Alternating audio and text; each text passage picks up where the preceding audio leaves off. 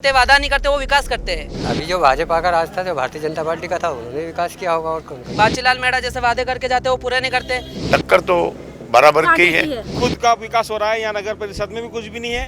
उनका विकास हुआ है, रोडों का विकास नहीं हुआ, कुछ नहीं हुआ है। जो वादे किए वो एक भी पूरे नहीं किए। और अतिक्रमण की जगह पर वहाँ भी प्रधानमंत्री आवास बन चुके हैं। मध्य प्रदेश का महासमर जारी है। मध्य प्रदेश में 17 नवंबर को चुनाव होने हैं और ऐसे में हर विधानसभा क्षेत्र में मध्य प्रदेश में वीके न्यूज पहुंच रहा है, अपनी चुनावी यात्रा कर रहा है, लोगों से जान रहा है कि उनके दिल में क्या है, क्योंकि हर नेता का कहना है कि जीतेंगे तो वो ही, लेकिन जनता का दिल किसने जीता है ये तो हम जनता से ही पूछेंगे। आज हम मौजूद हैं धर्मपुरी विधानसभा में। हम आपको बता दें कि ये जिस शहर में मैं मौजूद हूँ ये है मांडव। इसे मध्य प्रदेश का पर्यटन स्थल माना जाता है और ऐसा कहा जाता है कि भारतीय जनता पार्टी के सत्ता में आने के बाद ही इसका ज्यादा उद्धार हुआ है। लेकिन क्या हकीकत है और क्या फसाना, ये तो खुद जनता ही बता सकती है, वो भी मांडव की जनता ही बताएगी कि भाई भारतीय जनता पार्टी या कांग्रेस किसने इनका विकास किया है और विकास हुआ भी है या ये सिर्फ पर्चे पे ही है। आइए हम बात करते हैं। सबसे पहले मेरे साथ मौजूद हैं भाई साहब, आपका नाम क्या है? उनसे पूछ लीजिए आपका नाम उनसे पूछ लीजिए। मेरा नाम सुभाष जी। सुभाष जी है। सुभाष जी मांडव के ही हैं आप रहने वाले? पास में गाँव मांडव। आप मांडव के पास में, मतलब आप धर्मपुरी विधानसभा के हैं? जी हाँ। आपको क्या लगता है धर्मपुरी विधानसभा का विकास हुआ है? देखो, विकास तो बहुत बढ़िया तरीके से हुआ है। विकास किसने किया है, कांग्रेस ने या भारतीय जनता पार्टी ने? अभी जो भाजपा का राज था, जो भारतीय जनता पार्टी का था, उन्होंने विकास किया होगा और कौन। तो अगर हम धर्मपुरी की बात करें तो पांचीलाल मेड़ा वर्सेस कालू सिंह ठाकुर की लड़ाई है यहाँ पर, तो आपको क्या लगता है कौन विजय होगा? ये तो जब सब चुनाव बताएगा। ये चुनाव बताएगा। तो अभी पांचीलाल मेड़ा का क्या आपसे कितने लोग यहाँ पर ऐसे मौजूद हैं जो ये कह सकते हैं कि पांचीलाल मेड़ा उनके लिए उपलब्ध हैं या फिर कालू सिंह ठाकुर उनके लिए उपलब्ध हैं? ये तो देखो, दो ही पार्टी के लोग रहते हैं, सब दूरी दो पार्टी, एक इंसान के जो दो शरीर व हाथ बनाए। नहीं, जैसे अगर आपको किसी समस्या की कोई समस्या होती है और आप किसी नेता के पास पहुँचते हैं तो वो उपलब्ध होते हैं आपके लिए? समस्या तो देखो सभी सदस्य को एक जैसी पूरी ना कर पाते।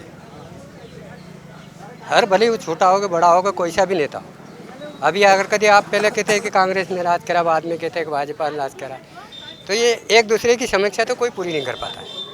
तो ये एक बड़ी बात बोली है भाई साहब ने। इनका ये कहना है कि भैया कांग्रेस हो या भारतीय जनता पार्टी, कोई भी नेता उपलब्ध तो नहीं रह पाता है। तो पार्टी कोई भी हो, लेकिन जब नेताजी बन जाते हैं तो उनकी उपलब्धता कम हो ही जाती है। आपका शुभ नाम जान सकते हैं? देव यादव।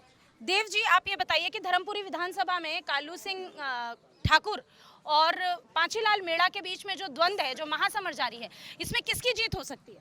अभी तो देखा जाए दोनों बराबर में है। कांटे की टक्कर है। हाँ। काम किसने किया है क्षेत्र के लिए? क्षेत्र के लिए तो अभी हम पांचीलाल ने भी किया है और आने वाले टाइम भी अच्छा करेंगे। आपको लगता है कि मांडव का विकास हुआ है काफ़ी? क्योंकि जिस स्थिति में आज मांडव है, यहाँ पर मोबाइल का नेटवर्क नहीं आता है, यहाँ पे बहुत सारी ऐसी सुविधाएं हैं जो नहीं है, हायर एजुकेशन नहीं है। आपको लगता है धर्मपुरी विधानसभा विकसित विधानसभा या विकासशील विधानसभा है? हाँ, आप कोई अच्छा कैंडिडेट जीत के आएगा तो जरूर काम मतलब होंगे। अभी विकास की गुंजाइश है? गुंजाइश तो देखो हो सकता है कब हो जाए। विकास की गुंजाइश तो है।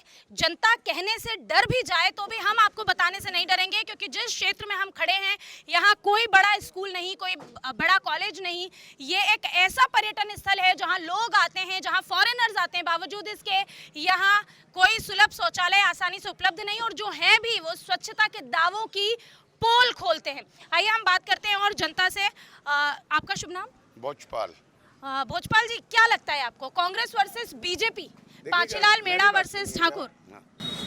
पांचीलाल मेड़ा और कालू सिंह ठाकुर, इन दोनों में टक्कर तो बराबर की ही है। बराबर की टक्कर होने के साथ में यहाँ तक है कि पांचीलाल मेड़ा जीतेगा। प्रदेश में कांग्रेस की सरकार बनने जा रही है और यहाँ पर जो विकास की बात आप कर रहे हैं ना, तो विकास यहाँ के जो बॉडी है नगर परिषद में, उनका विकास हुआ है। रोडों का विकास नहीं हुआ, कुछ नहीं हुआ है। ये एक आरोप है नगर परिषद पर, हम अपनी जनता को बताना चाहेंगे क्योंकि पूरे भारत की जनता हमें देख रही है, जो मध्य प्रदेश का भूगोल नहीं जानती है। हम उन्हें बता दें कि हम एक ऐसे पर्यटन स्थल पर मौजूद हैं जो पर्यटन स्थल के बारे में कुछ समय पहले तक लोग जानते भी नहीं थे, लेकिन इसे मध्य प्रदेश की शान है। यहाँ पर कई ऐसी जगह हैं, जहाज महल है, यहाँ रानी रूपमती का महल है, यहाँ का इतिहास काफ़ी अच्छा रहा है। उस जगह पर हम खड़े हैं और वहाँ पे जो विधानसभा क्षेत्र में हमारे साथ भाई साहब, उन्होंने ये बताया कि भाई साहब अभी विकास की बहुत गुंजाइश है और अभी तक काम नहीं हुए हैं और इन्हें उम्मीद है कि कमलनाथ की सरकार आएगी तो वो विकास करेंगे। आपको ऐसी उम्मीद क्यों है कि कमलनाथ विकास करेंगे? यहाँ पर जितना भी भ्रष्टाचार हो रहा है वो क्या है कि यहाँ पर 26 फीट के दायरे में प्रधानमंत्री आवास के कागज बना के नगर परिषद से मकान बनवा दिए गए और अतिक्रमण की जगह पर वहाँ भी प्रधानमंत्री आवास बन चुके हैं। नगर परिषद के हर कर्मचारी के 5-5, 7-7 मकान प्रधानमंत्री में बने। जिनकी शादी नहीं हुई उनके भी मकान बन चुके हैं। मैंने एक आरटीआई लगाई थी, लेकिन आरटीआई में ना सीएम हेल्पलाइन से कुछ हो रहा है, ना आरटीआई कमिश्नर से कुछ हो रहा है। पैसे से मैं टूरिस्ट गाइड हूँ यहाँ पे मांडू के अंदर।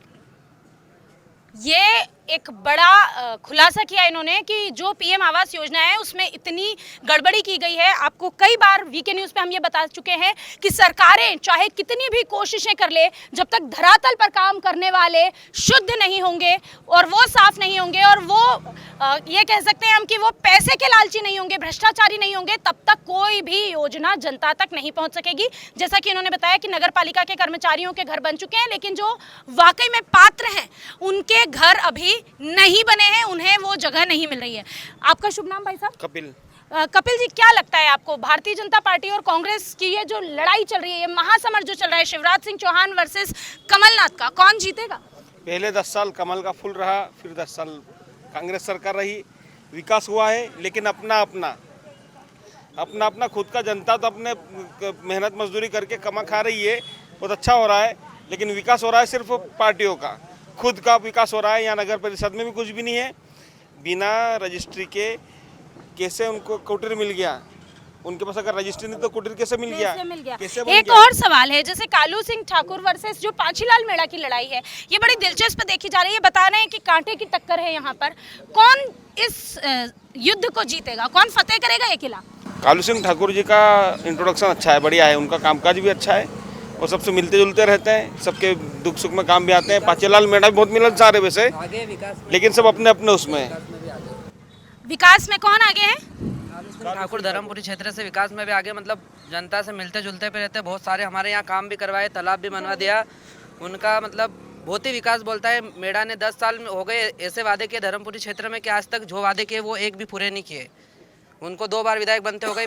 जो कालू सिंह, आपको ऐसा नहीं लगता कि धर्मपुरी क्षेत्र जो है इसे बहुत ज़्यादा अनदेखा किया जाता है धार जिले की? वैसे तो हम कहेंगे कि धार जिला पूरा ही बहुत विकसित नहीं है, विकासशील ही है, अभी भी धीरे धीरे उसका विकास हो रहा है। सिर्फ एक धार ही एक ऐसा शहर है, अगर हम इस जिले की बात करें तो हम आपको बता दें कि धार ही एक ऐसा शहर है जहाँ छोटे छोटे ब्रांड्स के नाम पर चीज़ें आई है, जो थोड़ा ठीक ठाक शहर है। बाकी अगर हम धार जिले की बात करें तो कोई भी यहाँ बड़ा शहर नहीं है धार के अलावा। तो धर्मपुरी को आपको नहीं लगता कि अनदेखा किया जा रहा है इस विधानसभा को? नहीं, अनदेखा ही नहीं किया जा रहा है। इसमें सबसे बड़ी तो नेताओं की कमी है। पांचीलाल मेड़ा जैसे वादे करके जाते वो पूरे नहीं करते। नेता वो दबंग नहीं, जैसे कालू सिंह ठाकुर नेता दबंग, जो बोलते वो करते। इसमें तो दबंग नेता चाहिए आपको? हमको दबंग नेता चाहिए कालू सिंह ठाकुर, क्योंकि वो जो बोलते वो करते, वादा नहीं करते, वो विकास करते हैं।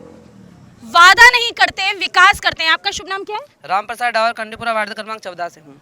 ये राम प्रसाद डावर जो हैं, इनका कहना है कि भैया हमको वादे नहीं चाहिए, हमको विकास चाहिए, और विकास जो है वो नहीं करते पांचीलाल मेड़ा। और भी लोग मेरे साथ मौजूद हैं। भाई साहब, आपका शुभ नाम क्या है? देवेंद्र परियार। देवेंद्र जी, क्या लगता है आपको कौन जीतेगा? किसकी जीत किसकी हार इस महासमर में? कांटे की टक्कर है मैडम। कांटे की टक्कर है, लेकिन कांटे की टक्कर कोई तो ये किला फतेह करेगा मांडव का। कमलनाथ जी की जो 15 महीने की सरकार थी उसमें हनी भाई और उमंग सिंगार जी 2 ऐसे मंत्री बने थे जिनने मांडो को हाईलाइट करा था। लेकिन ऐसा भी तो कहा लाए थे, यहाँ पे तितली पार्क लाए थे जो करोड़ों की लागत से बन रहा था, मांडो का विकास होता, पर्यटक और बढ़ता। लेकिन जैसे ही सरकार चेंज हुई, बीजेपी का शासन आया, उषा ठाकुर और इनके द्वारा वही यहाँ से हटा के और चोरल ले गए। तो हमारा तो सबसे बड़ा नुकसान ही हुआ ना मांडो का।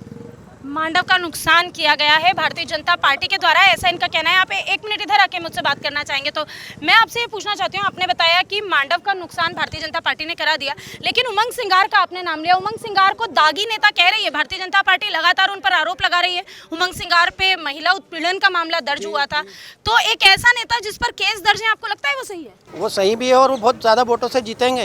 इस 7 ही विधानसभा में सबसे ज़्यादा वोट से उमंग सिंगार जीतेंगे, क्योंकि वो जमीनी नेता है। तो मतलब नेताओं पर अगर कोई केस हो तो ये बात मैटर नहीं करती है जनता को, अगर वो विकास करता है तो। और वो मैटर है ही नहीं मैडम, वो तो बाइज्जत बरी हो गए ना, वो तो क्लीन चिट मिल गई है। वो दागी तो हो ही नहीं सकते, दागी होते तो क्लीन चिट ही नहीं मिलती। तो ये जो क्षेत्र है यहाँ पर 50-50 का मुकाबला है। कुछ लोगों का कहना है कि भाई साहब जो भारतीय जनता पार्टी है उन्होंने विकास किया है, और कुछ लोगों का कहना है कि कांग्रेस जो है, कांग्रेस ने अच्छा काम किया है। तो जनता का कहना है कि जो कालू सिंह ठाकुर है वो दबंग है और जो पाछीलाल मेड़ा है वो मिलनसार है। यानी कि यहाँ भी जनता के मत से भी यही पता चलता है कि 50-50 का मामला है।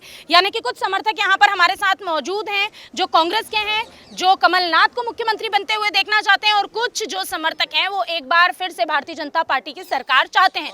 मुख्यमंत्री कौन बनेगा ये तो भी कहना मुश्किल है, क्योंकि मोदी के चेहरे पर मध्य प्रदेश में इस बार भारतीय जनता पार्टी उतरी है। लेकिन जनता के मन में क्या है और जनता के मत कहां कन्वर्ट होंगे ये तो 17 नवंबर को पता चलेगा। लेकिन इस महासमर में किसकी होगी जीत और किसकी होगी हार, ये आपको जानना है तो 3 दिसंबर तक का इंतजार करना ही होगा। बहरहाल हम आपको बता दें कि किस नेता के दिल में क्या है, किस नेता के भाषण के पीछे की हकीकत क्या है। अगर आप यह जानना चाहते हैं तो देखते रहिए वीके न्यूज।